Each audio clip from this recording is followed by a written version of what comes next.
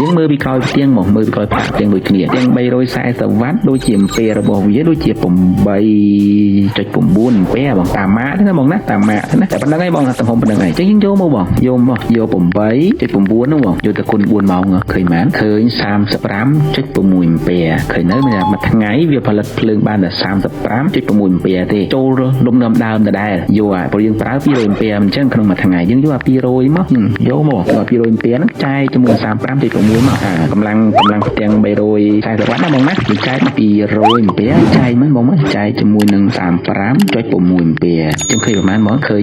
5.6 ឬ 5.61 មិនចឹងត្រូវដាក់មកផ្ទាំងមកត្រូវដាក់6ផ្ទាំងបាទឃើញនៅបើបងផ្ទាំងកាន់តែតូចបងដាក់ផ្ទាំងកាន់តែច្រើនដើម្បីផ្គូផ្ជួយគ្នាបាទជារឿងធម្មតាទេបងណាហើយបងមានផ្ទាំង150វ៉ាត់បងគិតតាមនឹងទៅផ្ទាំង150វ៉ាត់ដូចជា7អំពែជាងទេហើយ7អំពែខ្ញុំ3ដល់7អំពែបងយកទៅគុណលេងមកបើសិនផ្ទាំង150វ៉ាត់ទេណា7អំពែ7គុណ4ឃើញបានបង28អំពែហ្នឹង28យើងយក200ចែក28មកឃើញបាន200ចែក28ឃើ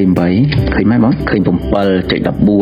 អញ្ចឹងយ៉ាងតិចបំផុតបងត្រូវដាក់7ផ្ទាំងបើផ្ទាំង150វ៉ាត់ណាបងត្រូវដាក់7ផ្ទាំងឃើញនៅតាមនឹងទៅណាបងណានេះអបមកត្រួសឲ្យយល់ឲ្យបងយល់ទៅយឺតបន្តិចតែបងបានខ្លឹមសារបងបានយល់សម្រាប់ជាងសម្រាប់បងប្អូនអតិថិជនពុកម៉ែបងប្អូនប្រុសស្រីទាំងអស់ដែលចង់ស្វែងយល់អំពីប្រព័ន្ធ